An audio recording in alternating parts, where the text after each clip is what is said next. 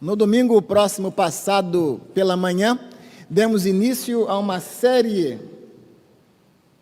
brevíssima série de reflexões no livro do profeta menor chamado Jonas. Tanto pela manhã quanto à noite, meditamos neste texto bíblico. Pela manhã, capítulo 1, à noite, capítulo 2. Hoje, concluiremos esta nossa série, refletindo nesta manhã no capítulo 3 de Jonas e à noite no capítulo 4. Nesta manhã, cabe-nos o texto inicial, a leitura de Jonas, capítulo 3, verso 1 até o verso 3. Diz-nos assim a palavra do Senhor. Veio a palavra do Senhor segunda vez a Jonas, dizendo: Dispõe-te, vai à grande cidade de Nínive e proclama contra ela a mensagem que eu te digo. Levantou-se, pois, Jonas e foi a Nínive, segundo a palavra do Senhor. Ora, Nínive era cidade muito importante diante de Deus e de 3 dias para percorrê-la. Enquanto o domingo próximo passado pela manhã refletimos sobre lições da desobediência de Jonas, e à noite lições da oração de Jonas, nesta oportunidade o púlpito se ocupará do tema lições da pregação de Jonas. E este tema será subdividido em 2 partes. Primeira, com a pregação de Jonas, aprendemos que Deus usa a dor de forma poderosa. E uma segunda consideração que faremos nessa oportunidade é que, com a pregação de Jonas, aprendemos que os resultados da pregação dependem do poder de Deus. Vamos orar? Senhor Deus, nós te agradecemos pelo privilégio de podermos abrir a tua palavra, lê-la, nela refletir e, mercê da ação do teu Espírito Santo, recebemos ensinamentos que, aplicados em as nossas vidas, redundam em glória para o teu nome e bem para nós. Auxilia-nos, portanto, a ouvir a tua voz, colocando-a em prática. É o que nós oramos em nome de Jesus. Amém. Primeiro livro de Samuel, capítulo 3, verso 10. Fala, porque o teu servo ouve. Na primeira reflexão no livro de Jonas, iniciamos com esse texto bíblico, recordando que nós servimos e adoramos a um Deus que fala, que se comunica com as pessoas. E nós podemos ter a certeza, a convicção absoluta, que independente do pregador, Deus fala. E que você veio aqui ou está participando conosco através da transmissão virtual e Deus fala. E a sua resposta deve ser esta, semelhante à do convocado e jovem futuro profeta Samuel. Fala, porque o teu servo ouve. Com a pregação de Jonas aprendemos que Deus usa a dor de forma poderosa. Foi mencionado momentos antes desta mensagem a declaração ou o dizer de Jesus: no mundo tereis aflições. É uma realidade inescapável. Mesmo aqueles que religiosos não são, mesmo os que não têm contato com a Escritura Sagrada, sabem de que isto é uma verdade indiscutível. Talvez você que esteja aqui nesta manhã ou participando conosco virtualmente, está vivendo o seu dia de aflição, ou como meditamos em domingos anteriores, o dia da angústia. Não percebido, não conhecido, não notado por aqueles que o circundam no seu lar, na sua família, ou mesmo aqui no santuário, mas é o seu dia da aflição. Jonas viveu a sua dor. E com a pregação de Jonas, nesse capítulo número 3 do livro do profeta, nós aprendemos que Deus usa a dor. Usou a de Jonas. Usa a minha, usa a sua, de uma forma poderosa. E devemos clamar a Deus: Senhor, já que no mundo nós temos aflições, passamos por tribulações, é algo inescapável, que o Senhor fale conosco e use a nossa dor, use a minha dor de uma forma poderosa. Deus usa a dor de uma forma poderosa. Jonas, cujo nome significa pomba, recebeu de Deus uma convocação: dispõe-te e vai a Nínive. E lembramos qual foi a resposta de Jonas. Dispôs-se, sim, palavra que significa urgência, mas para fugir da presença do Senhor para Tarsis. Devia ele ir ao oeste de onde se encontrava em Gat-Hefer, para Nínive, hoje norte do Iraque. Mas a sua disposição foi contrária. Assumiu uma distância 5 vezes maior para ir para aquilo que hoje seria o sul da Espanha, em Tarsis. A disposição contrária. E daí vem a sua dor. Capítulo 1 trata do profeta fugitivo. Um profeta de Deus, sim, mas fugitivo. Deus fala conosco e nos convida a trabalhar em sua obra. Mas às vezes nós não queremos ouvir aquilo que Deus tem a nos dizer. E uma das questões interessantes quando nós nos colocamos diante da palavra de Deus é não analisá-la com objeto de estudo apenas para conhecimento intelectual, mas é como aplicar esse ensino à minha vida, à sua vida. Um sermão pregado ou ouvido não será um bom sermão pregado ou ouvido se desconsiderarmos o tópico aplicação. E em relação a Jonas, nesse capítulo 1, há uma aplicação para mim e para a sua vida. Qual é a minha Nínive? O que é Nínive na sua vida? A vontade de Deus que você não quer assumir. E onde é a minha Tarsis? E qual é a sua Tarsis? Para onde você tem fugido da presença de Deus? A desobediência tem um custo. Vimos também domingo próximo passado, tanto pela manhã quanto à noite. Um custo para Jonas, as suas sucessivas quedas, e um custo para aqueles que eram os companheiros de viagem de Jonas. Meus irmãos e amigos, a vida pode ser comparada a uma viagem. Não estamos solitários num barco só nosso. Há pessoas conosco nessa embarcação, que nos circundam, que acompanham-nos nesse trajeto. E naquela embarcação onde Jonas estava, o custo da sua desobediência caiu sobre ele, mas também sobre aqueles que com ele estavam no mesmo barco. E é assim também nessas viagens da nossa vida.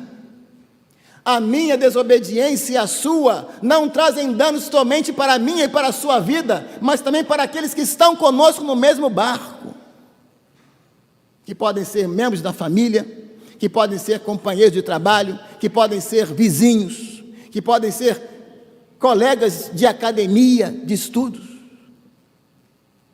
É a solidariedade da raça. O bem de alguém beneficia os outros que estão na sua embarcação, mas também o mal cometido por alguém traz malefício para aqueles que estão com ele. E assim também nós sofremos com a desobediência dos outros que estão conosco no mesmo barco. Com a pregação de Jonas aprendemos que Deus usa a dor de uma forma poderosa. Levantou-se, pois, Jonas e foi a Nínive, segundo a palavra do Senhor. Interessante que para chegar a esse ponto, o capítulo 2, meditado no domingo próximo à noite, apresentou o profeta que ora. As quedas sucessivas de Jonas. E dentro do ventre do peixe, ele clama, ele ora ao Senhor. Versículo 1 do capítulo 2. Então Jonas, do ventre do peixe, orou ao Senhor Deus. Nós aprendemos que Deus nos ouve quando nós oramos. Aprendemos que não há lugar onde Deus não esteja. E também aprendemos que Jonas aprendeu quem ele era. E quando nós oramos, e devidamente, nós somos levados a aprender quem nós mesmos somos. E aí no capítulo 2, nós vemos esta oração de Jonas, que é seguida por uma questão interessantíssima. Veja aí no capítulo 3 e tente comparar o versículo 1 e até o versículo 3 com os versículos 1 a 3 do capítulo 1. E você vai notar que interessante. No versículo 1 do capítulo 3 nós lemos: veio a palavra do Senhor segunda vez a Jonas. Alguém que iniciasse a leitura desse texto no capítulo 3 iria questionar: mas quando é que foi a primeira? Capítulo 1, versículo 1: veio a palavra do Senhor a Jonas. Nós servimos e adoramos a um Deus que constantemente envia a sua palavra a nós. É o Deus que fala e que não cessa de falar. A sua palavra é repetidas vezes enviada ao nosso encontro. Pode ser que você hoje esteja ouvindo originalmente pela primeira vez um sermão, uma pregação da palavra do Senhor. E, inevitavelmente, me lembro de minha mamãe de saudosa memória, que num culto vespertino aqui nesse santuário, ouvindo pela primeira vez a palavra de Deus, questionava consigo mesmo, consigo mesma: quem é que contou a minha vida para esse pastor? Era o Espírito Santo. E Deus continua falando, enviando a sua palavra às pessoas, enviou-a a Jonas. Quem sabe você aqui presente tem ouvido Deus falar diversas vezes ao seu coração, e Deus é um Deus que insiste em enviar a sua palavra. E a palavra foi a mesma dada da primeira vez. Jonas 3:1. Vai à grande cidade de Nínive e proclama contra ela. Mas agora uma ênfase diferente de Deus: a mensagem que eu te digo. Era uma mensagem importante, divina, que carecia de ser dada à cidade de Nínive. E é interessante nós notarmos que agora, no versículo 3, a disposição de Jonas é diferente. Enquanto na primeira ocasião, capítulo 1, ele levanta-se, ele se dispõe, ele com urgência foge da presença do Senhor para Tarsis. Agora no capítulo 3, a declaração é essa: levantou-se, pois, Jonas e foi a Nínive, segundo a palavra do Senhor. Na primeira ocasião em que recebeu a palavra do Senhor, ele recebeu-a, dispôs-se, mas para agir de forma contrária à palavra de Deus. Agora, quando a palavra lhe vem pela segunda vez, ele a recebe, ele a acolhe, levanta-se e cumpre a palavra de Deus. Age segundo a palavra do Senhor. Pode ser que você aqui presente ou participando virtualmente tenha ouvido repetidas vezes a palavra do Senhor. Esta é mais uma vez. Mas a sua atitude anterior foi de levantar-se para fugir daquilo que era o propósito de Deus. Mas nessa manhã é a ocasião que você vai ouvir essa palavra para levantar-se, para agir segundo a palavra do Senhor. Ora, Nínive era a cidade muito importante diante de Deus, e 3 dias para que ela fosse percorrida. Há uma diferença entre o valor que Deus dá às coisas e pessoas e o valor que nós, seres humanos, damos. E é natural em que, em muitas circunstâncias, nós tenhamos valores diferentes. Pode ser que alguma coisa que você tem lá na sua casa não tenha valor nenhum para a sua esposa, para o seu marido, mas para você tem um valor afetivo muito grande. E ai daquele que se desfizer daquele seu bem. Eu tenho um robozinho lá que dá cambalhota lá em casa. Eu devo ter ganhado isso dos meus pais quando eu tinha uns, 7, 8 anos de idade. E se botar pilha média neles, ainda funciona ainda. Alguém pode olhar para aquilo, você não tem valor nenhum. Mas para mim tem um valor muito grande. Afetivo, lembro da infância, lembro dos meus pais, que foram membros dessa igreja, já na glória, ambos. Quando o nome Nínive vinha à mente de Jonas, o valor que ele dava àquela cidade era opostamente diferente ao valor que Deus dava ao mesmo local. O que vinha à mente de Jonas quando ele ouvia a expressão Nínive? Nínive era aquela cidade que viria a se tornar capital do Império Assírio. Ainda não era a época, mas viria a se tornar. Jonas concordava com Naum, que no capítulo 3, verso 1 afirma: ai da cidade sanguinária, toda cheia de mentiras e de roubo, que não solta a sua presa. Vocês já viram como um jacaré, o crocodilo, ataca a sua presa? Ele aproxima-se dela, a morde com seus dentes, e começa o jacaré a girar em torno do seu próprio corpo. Assim a sua presa também gira e fica sem condições de se defender. E não solta.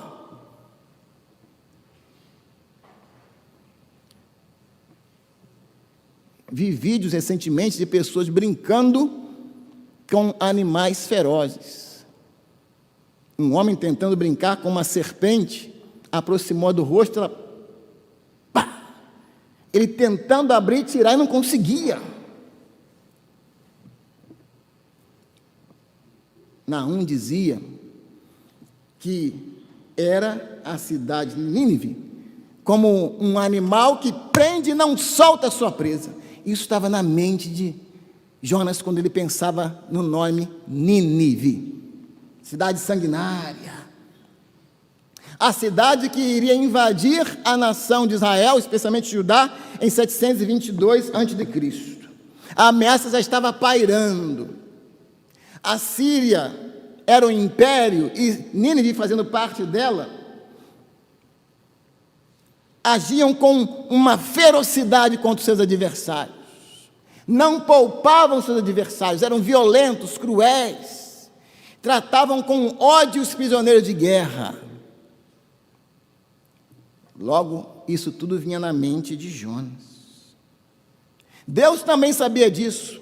Tanto é que no capítulo 1 afirma: a sua malícia subiu até mim, disse Deus. Palavra hebraica ra'a, que quer dizer atos maliciosos, crime, injustiça, idolatria, maldade. Era o que vinha na mente de Jonas quando ele pensava em Nínive. O valor humano para Nínive, na perspectiva de Jonas, era 0. Mas qual o valor que Deus dava? Os israelitas odiavam aquela cidade sanguinária.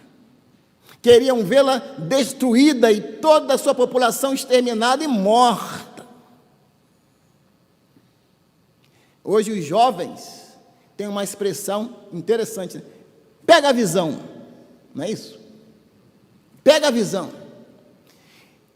Jonas não pegou a visão divina e achava que a salvação, a proteção divina, o bem-estar divino eram exclusivos para o povo de Israel. Qual era a visão que deveria ser admitida, recebida por Jonas e que ele não a pegou?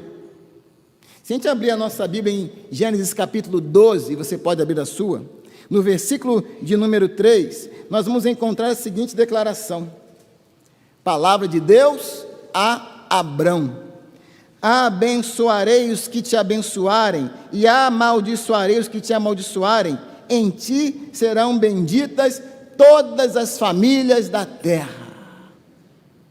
Todas as famílias da terra. Não queria Jonas que todas as famílias da terra, incluindo os ninivitas, fossem benditos, senão somente amaldiçoados. Não pegou a visão.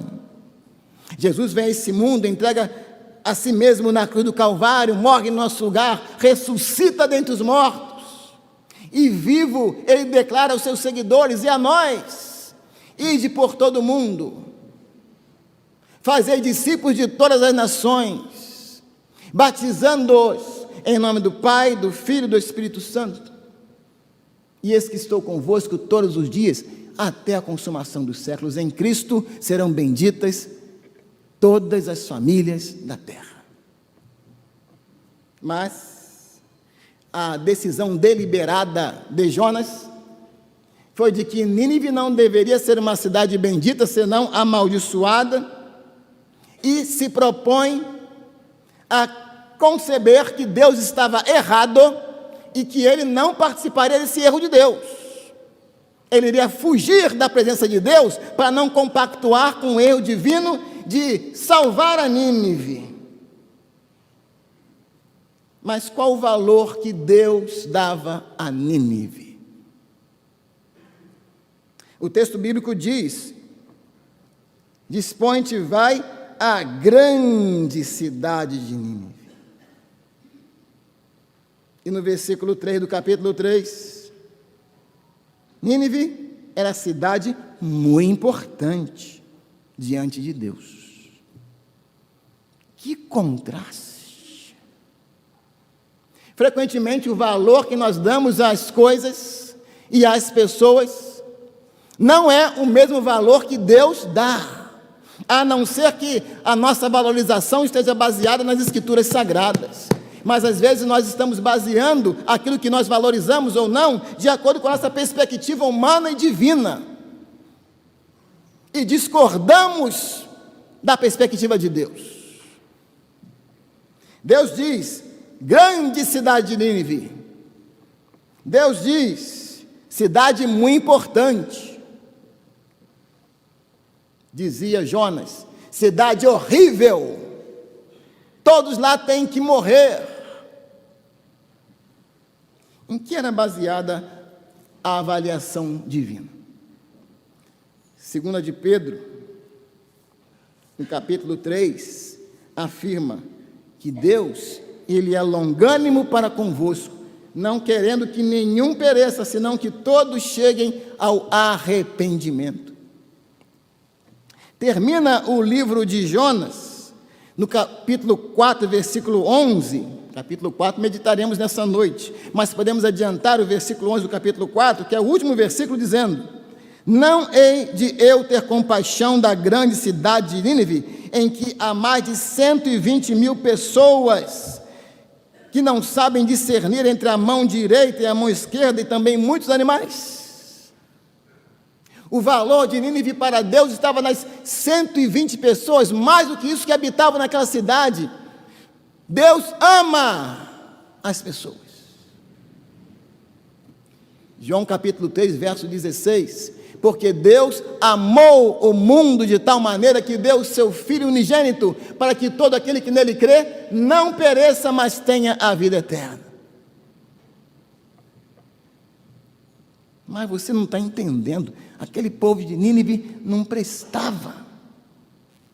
Romanos capítulo 5, verso 8, Deus dá prova do seu amor para conosco, em que Cristo morreu por nós, sendo nós pessoas justas, sendo nós pessoas boas, sendo nós servos dedicados a Deus, sendo nós ainda pecadores, diz Paulo. Cristo morreu na cruz por quem não prestava, por quem não valia nada, ou seja, por mim e por você. Deus via em Nínive, naqueles mais de 120 mil habitantes, pessoas que realmente eram pecadoras como Jonas, mas que eram alvos da sua graça, do seu favor, da sua misericórdia. 3 dias para percorrer aquela cidade, diz o versículo 3 de Jonas 3, mais ou menos 97 quilômetros de perímetro, incluindo vilas e suas adjacências. E Deus vendo tudo aquilo ali. Às vezes, a nossa interpretação de alguns locais está relacionada a uma visão extremamente superficial. Este final de semana está sendo comemorado o aniversário da Igreja Batista em Vargem Alegre, meu primeiro ministério pastoral. Uma localidade que é interiorana, uma área praticamente rural, mas como amo aquela igreja. Uma vez uma pessoa visitando lá, começou a olhar, né, aqui é parado, né? E eu pude testemunhar do meu amor por aquela localidade. Porque eu comecei a conhecer as pessoas que ali moravam. Eu sei que ali mora a irmã fulana de tal, se atravessar ali, ali mora outra irmã, outro irmão. Eu conheço pessoas aqui também do distrito. Quando eu comecei a conhecer as pessoas, afeiçoei-me por aquele distrito. Que talvez alguém olhando só o ambiente e friamente as construções, possa vir a ter uma perspectiva diferente. Deus amava as pessoas de Nínive e queria que fossem levadas ao arrependimento pela palavra de Deus. Pela palavra de Deus. Você dá o mesmo valor às pessoas e às coisas que Deus dá? Uma informação também interessante nessa passagem é que nós servimos e adoramos um Deus que é o Deus das segundas chances.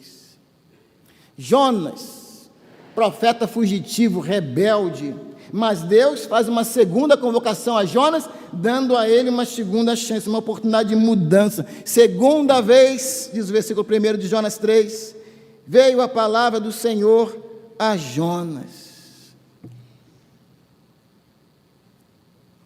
Deus já convocou você para o ministério da palavra, para ser um pastor, para ser um missionário? Vez por outra, eu deparo-me com pessoas que testemunham a sua vocação e um atendimento tardio ao chamamento divino. Deus pode estar chamando e confirmando uma segunda, terceira, quarta, quinta vez, dizendo a você, meu irmão, minha irmã, que está convocando você, chamando você para ser um profeta dele, uma profetisa dele, para anunciar a sua palavra, mas você tem fugido para Tarsis. Mas a palavra do Senhor vem segunda vez a você e lhe dá uma nova oportunidade, uma nova chance. Nós servimos e adoramos a um Deus que é o Deus das segundas chances. A palavra do Senhor veio segunda vez a Jonas. Ou você já ouviu claramente o chamado de Deus para a sua salvação, mas você tem relutado, tem resistido, não tem se decidido por Cristo. Mas hoje é o dia, esta manhã é a hora da decisão, em que a palavra vem mais uma vez ao seu coração, à sua mente, à sua alma, e você, como Jonas, pode também levantar-se e ir na direção que Deus está dando para a sua vida, e não fugir para 5 vezes mais de distância. Deus das segundas chances. Levantou-se, se dispôs e foi, não segundo a vontade dele, Jonas. Na primeira vez, ele agiu de acordo com a vontade dele. Mas na segunda, ele levantou-se e foi para a cidade de Nínive. E falamos sobre as dores. É a nossa reflexão específica nesse tópico. Deus usa as dores. Porque Deus sabe que em muitas circunstâncias nós humanos só iremos nos mover quando a dor vier sobre as nossas vidas.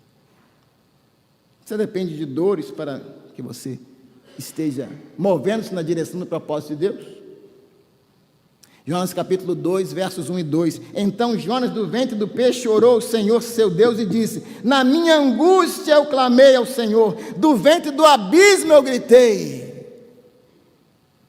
Precisa você chegar ao abismo, ao fundo, à angústia, para clamar a Deus? Às vezes Deus, Ele usa a dor. E a dor, como diz o título do tópico, pode ser um instrumento poderoso de Deus. Alguém intitulou o capítulo 1 de Jonas como sendo o profeta fugitivo, e que foge da presença do Senhor para Tarsis. A fuga física é consequência de uma fuga emocional e espiritual da presença de Deus. Tanto é que o autor tem cuidado de dizer isso. Versículo 3 do capítulo 1. Jonas se dispôs mais para fugir da presença do Senhor para Tarsis. Primeiro vem a fuga da presença de Deus. Tarsis é consequência.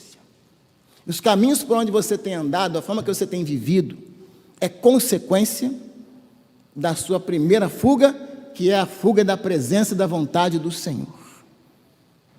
O resto é consequência. O salmista, no Salmo 16, tem um pensamento diferente.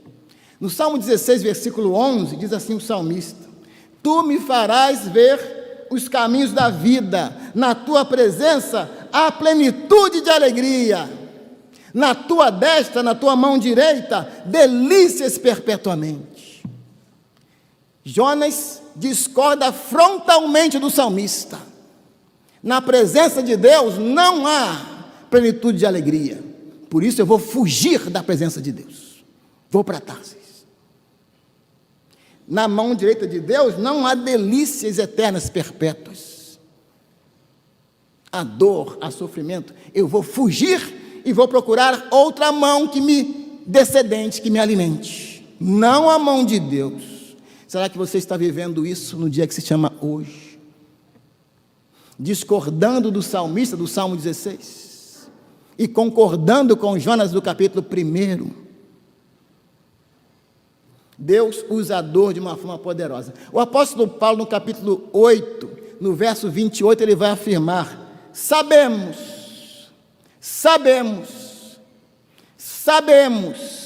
que todas as coisas cooperam, ou seja, operam em conjunto para o bem daqueles que amam a Deus, que são chamados segundo o seu propósito. Deus chamou a Jonas segundo o seu propósito, e até a dor de Jonas operou juntamente, operou em conjunto, cooperou para o bem dele, para que ele pudesse cair em si.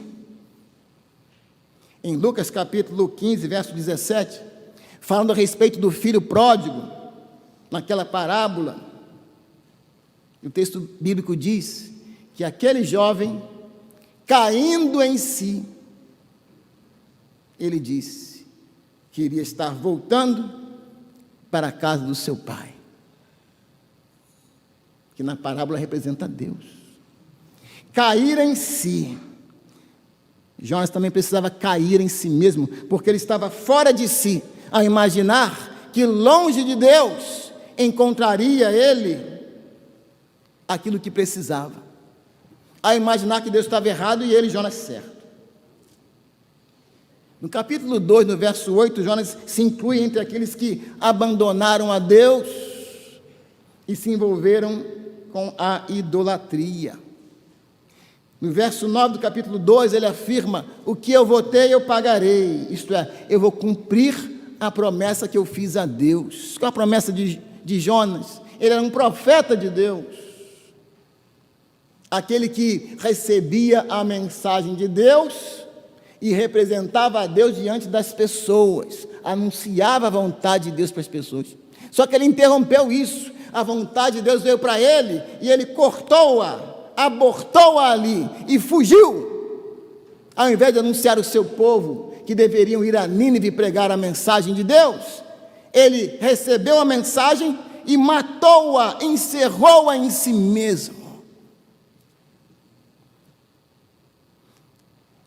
Será que você e eu somos assim?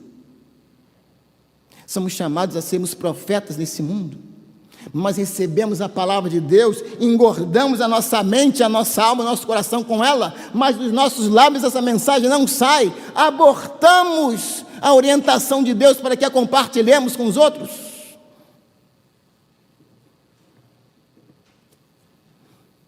Como tem em certa ocasião, creio que repetidas vezes também nessa igreja, que um pastor amigo lá do sul fluminense costumava dizer, ele já jubilado, que o primeiro banco do local onde eram realizadas as assembleias da sua igreja, em que as pessoas apresentavam-se ali para solicitar membresia na igreja, por transferência ou por batismo, ele dizia: pastor, aquilo ali é o banco dos mentirosos. Eu falei: por quê, pastor? Presta atenção. Você promete ser um bom testemunhador da sua fé na sociedade? Claro. Você vai proclamar a Cristo? Sim. Você vai frequentar as atividades da igreja? Vou. Você vai ser um dizimista fiel? Vou sim. Então diz a ele: é o banco dos mentirosos. É o banco dos mentirosos. Declarando ele, de acordo com a sua experiência, de que aquelas promessas muitas vezes não eram cumpridas depois. Será que eu e você estamos assentados em bancos dos mentirosos? Você vai sustentar a sua igreja através do seu testemunho? Vou. Vai participar das atividades da igreja? Sim. Vai manter a unidade da sua igreja através do amor? Vou. Vai participar da igreja sustentando-a financeiramente com dízimo de ofertas? Claro. Banco dos mentirosos. De fato, para alguns, aquele é o banco dos mentirosos. Jonas se assentou nele. Você vai ser meu profeta e vai anunciar minha palavra? Vou. Quando eu te enviar uma mensagem, você vai cumpri-la? Sim. Como meu profeta, você vai para onde eu te enviar? Claro, Senhor, eu sou teu profeta. Assentado no banco dos mentirosos. Verificamos nessa nossa primeira consideração que Deus usa a dor de uma forma poderosa. Mas há uma segunda consideração e valiosíssima. Os resultados da pregação dependem do poder de Deus. Verso 4. Começou Jonas a percorrer a cidade, caminho de um dia. Capítulo 3, verso 4. E pregava e dizia: ainda 40 dias, e Nínive será subvertida. Ainda 40 dias, e Nínive será subvertida, destruída, arrasada. Que sermão compassivo de Jonas. Ainda bem que os resultados da pregação dependem do poder de Deus e não das palavras do pregador, não da boa vontade daquele que anuncia, não das intenções daquele que proclama. se dependesse de você, se dependesse da sua boa intenção e ação, se fosse dependente da sua boa vontade de proclamar a mensagem de Deus, quais seriam os resultados para o reino de Deus, para a sua igreja local? Graças a Deus que não dependia de Jonas. Ainda 40 dias e essa cidade de Nínive será destruída. Era o sermão de Jonas.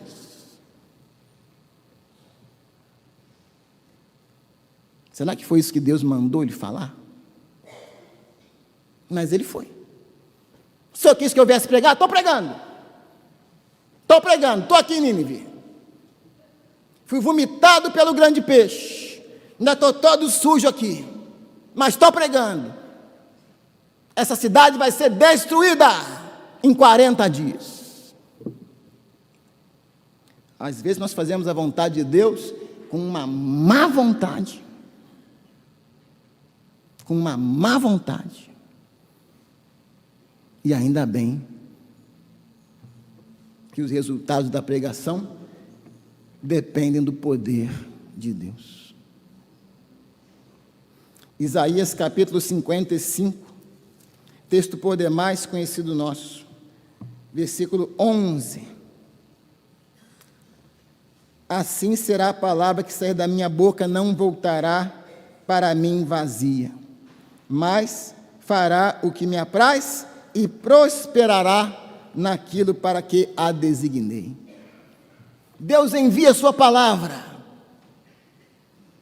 que sai da boca dele, e usa a minha e a sua boca. E essa palavra proclamada não voltará vazia, não por causa da minha nem da sua boca, mas porque ela vem da boca de Deus.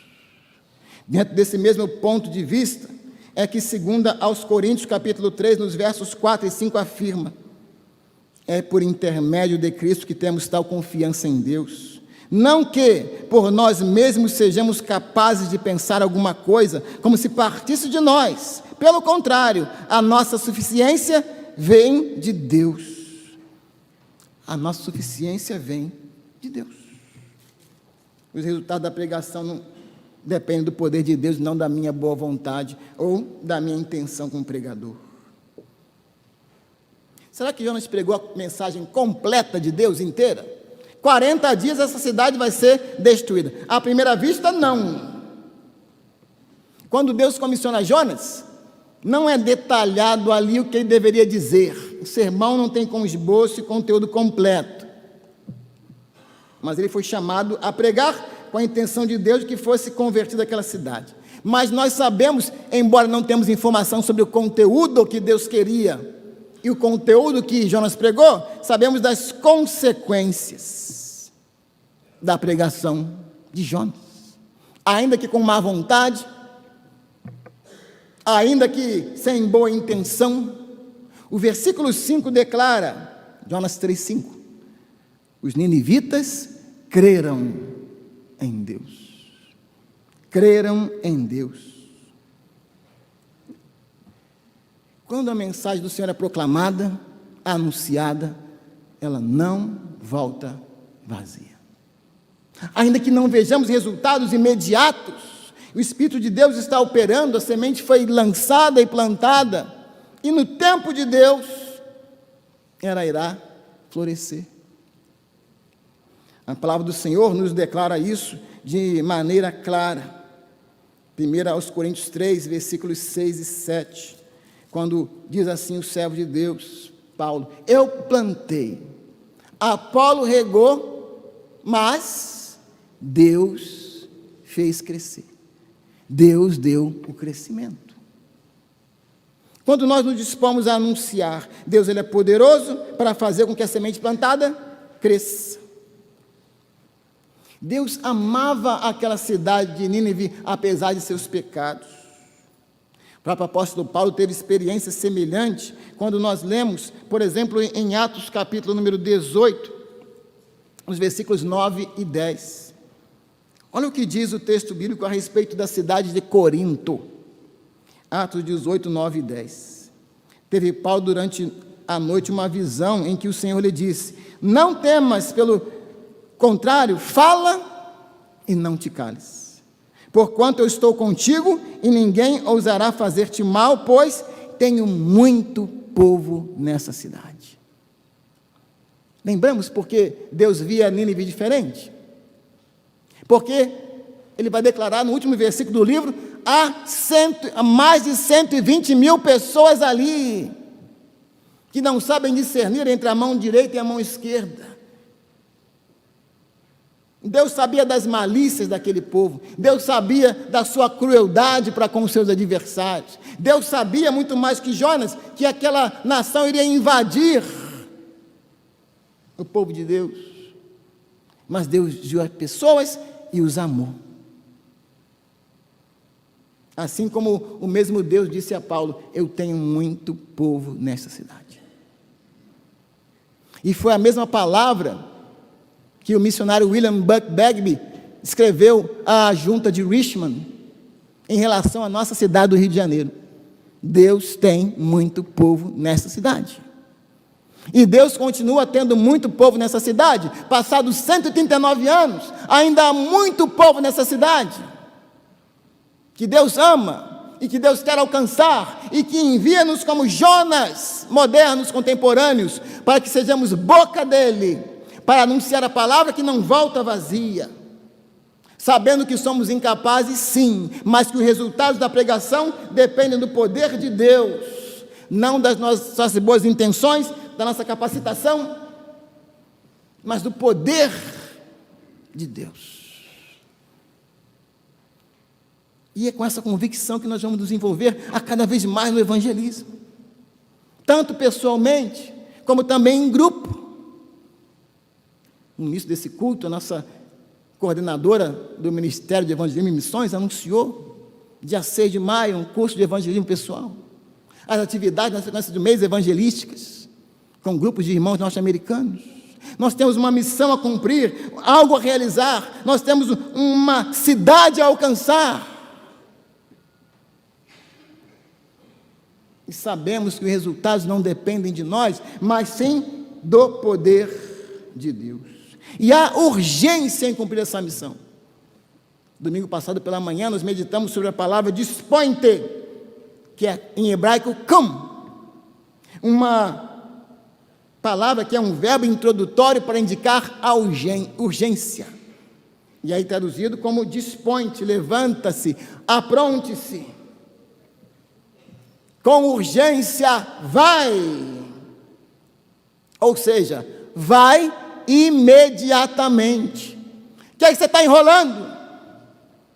O que é que você está se demorando? O que é que você está deixando para depois? Vai imediatamente, Jonas. Mas quando a palavra veio pela primeira vez, ele imediatamente agiu, mas para fugir da presença do Senhor. E qual tem sido a sua resposta?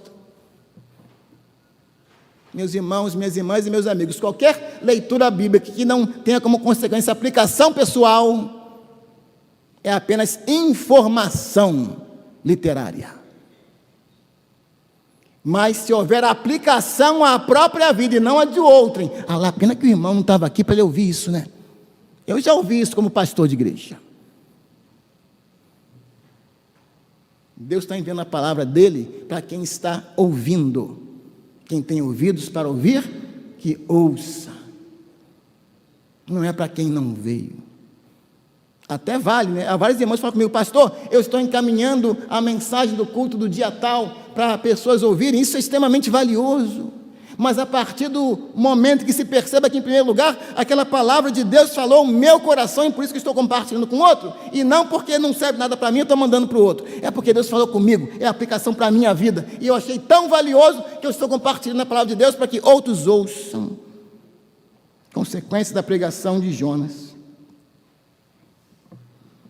vá imediatamente.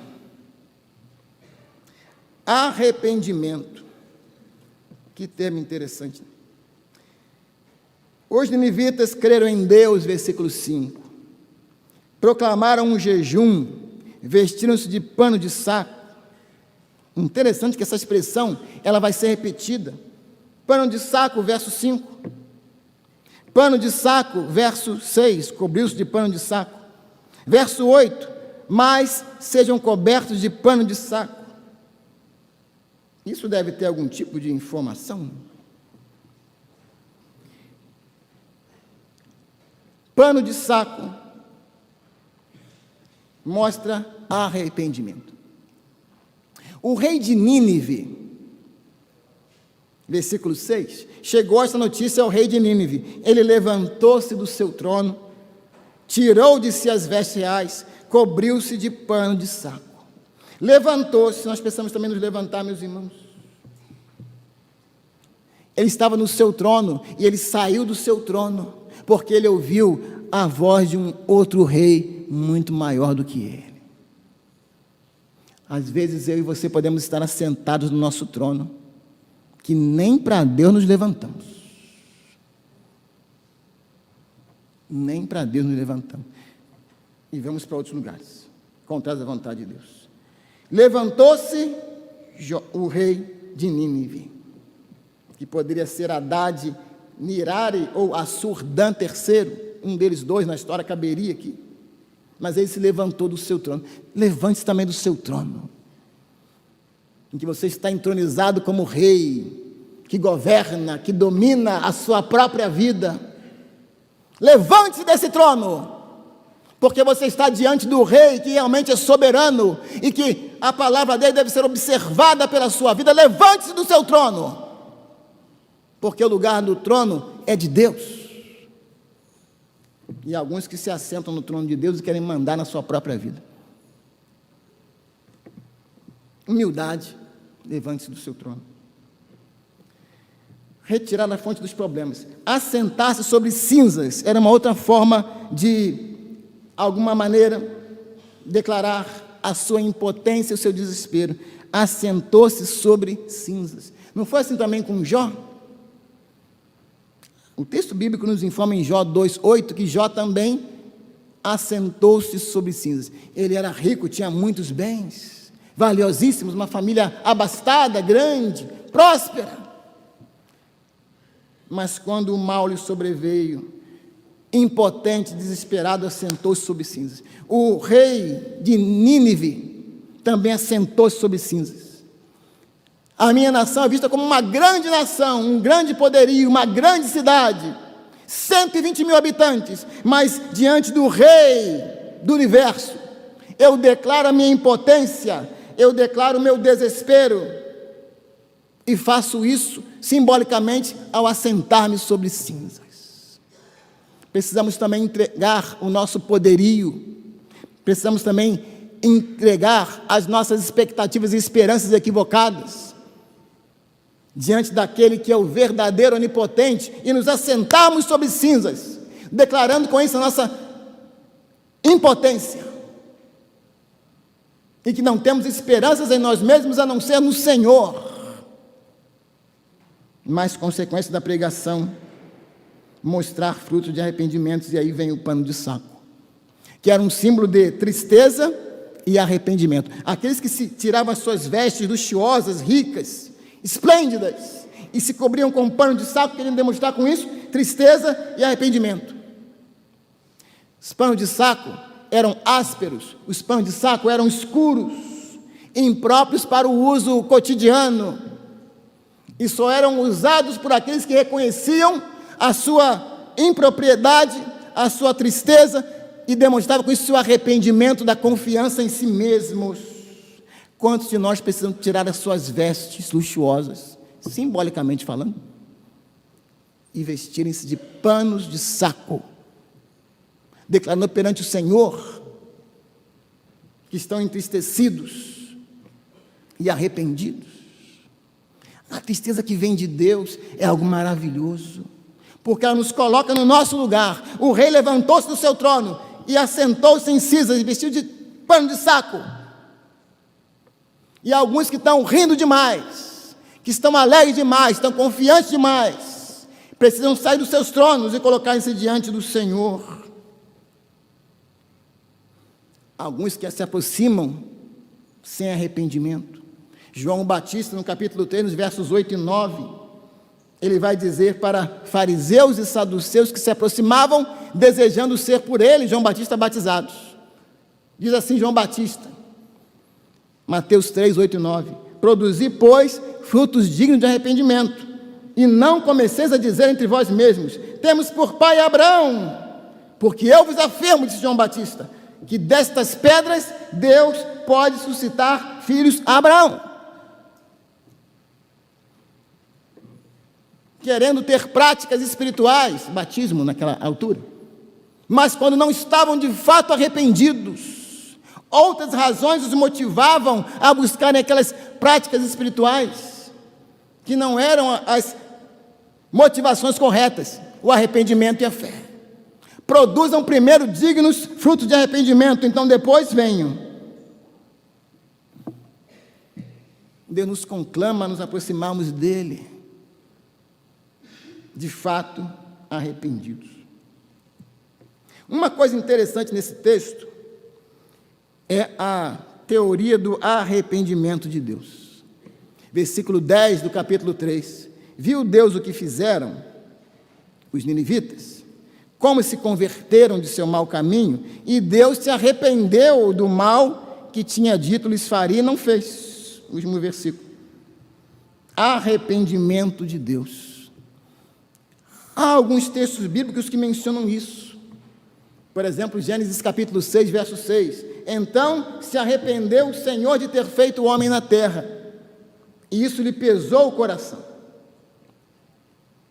Porém, Números 23, 19 vai afirmar: Deus não é homem para que minta, nem filho do homem para que se arrependa. Porventura, tendo ele prometido, não o fará, ou tendo falado, não cumprirá? Ora, a Bíblia tem que chegar num acordo. Deus se arrepende ou Deus não se arrepende? Porque ela diz as duas coisas. Se arrepende Deus ou não? O arrependimento de Deus.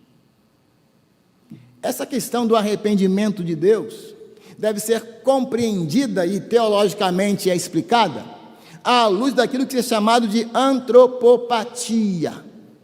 Nós conhecemos muito bem o antropomorfismo, que é antropo, homem, morfo, forma. O que é antropomorfismo? Atribuir formas humanas a Deus. As mãos de Deus. Deus não tem mãos, ele é espírito. Os olhos de Deus estão sobre todos os olhos. Deus não tem olhos, ele é espírito. O braço de Deus. Mas Deus não tem braço, ele é espírito.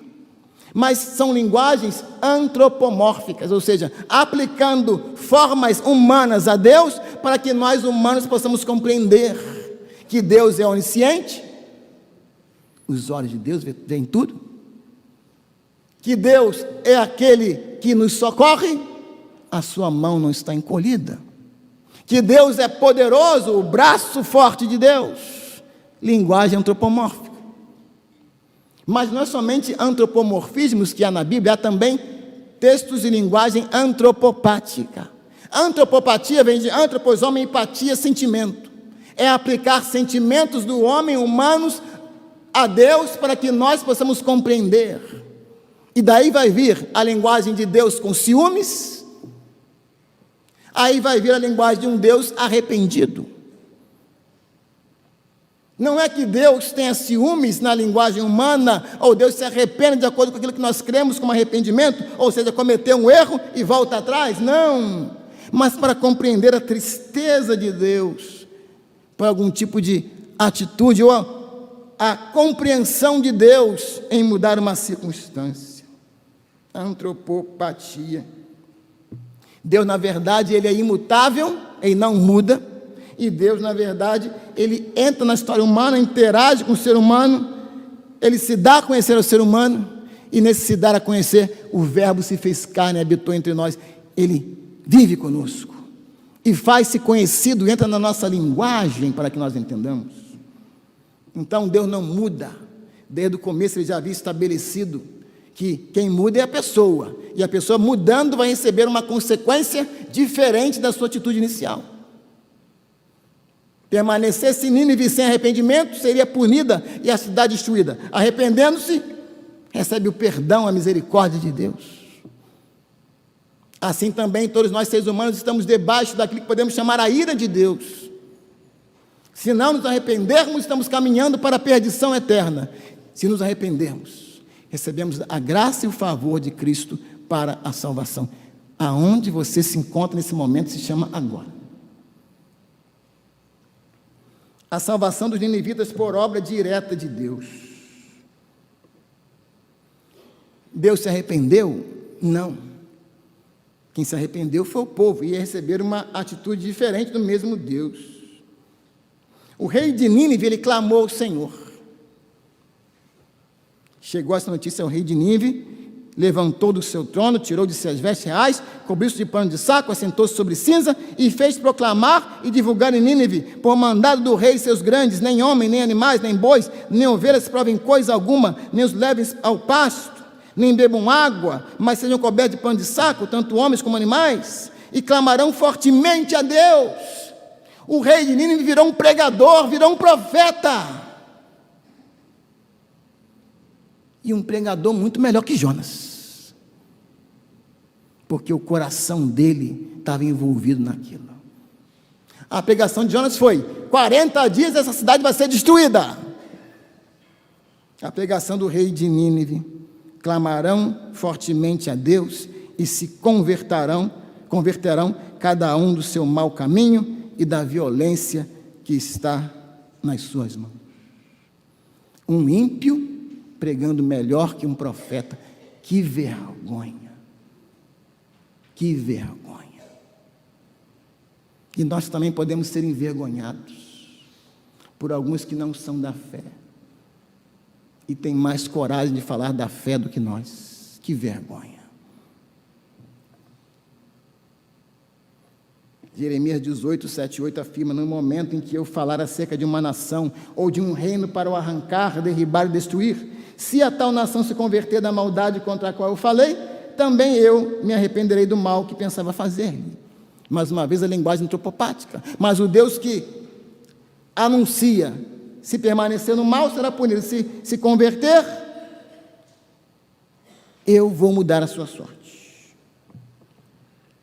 A Bíblia diz que todos nós estamos na mesma situação de Nínive. Romanos 3, 23, porque todos pecaram e separados, destituídos estão da glória de Deus. No mesmo livro, no capítulo 6, no verso 23, o salário do pecado é a morte. A morte pairava sobre Nínive. Mas o dom gratuito de Deus, o presente de Deus é a vida eterna por Cristo Jesus, o nosso Senhor. Não é pelos méritos daquele que é alcançado pela mensagem. Jonas achava-se como um judeu melhor que os ninivitas. Mas Efésios 2, de 8 a 10 afirma: porque pela graça, por um favor imerecido, sois salvos, mediante a fé. E isso não vem de vós, não. Não é um mérito seu, não. É um dom, é um presente de Deus.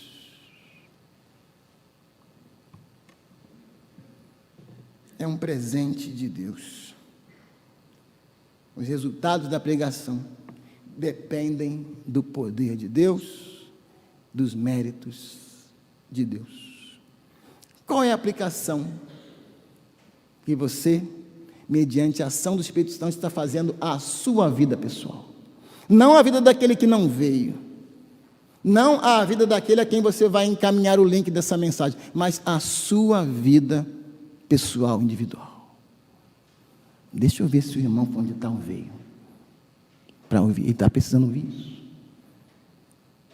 Mas a sua e a minha vida pessoal. O hino 249 do Hinário para o Culto Cristão, denominado Graça Admirável, traz algumas aplicações. Vinde aflitos pecadores, cheios de tristeza e dor, a Jesus que vos convida com instante e terno amor. Ele é forte, Ele é forte. Confiai em seu amor. A consciência diz bem claro: és indigno de favor. Os ninivitas eram indignos de favor. Você é indigno, eu sou. E diz Jesus: eu pelo indigno já morri, sou fiador. Vinde logo, aceitai seu rico amor. Meu amor e meu desejo sejam só o seu nome honrar. Faze que o meu ser inteiro eu te possa consagrar. Vamos orar? Senhor Deus, tenha misericórdia das nossas vidas.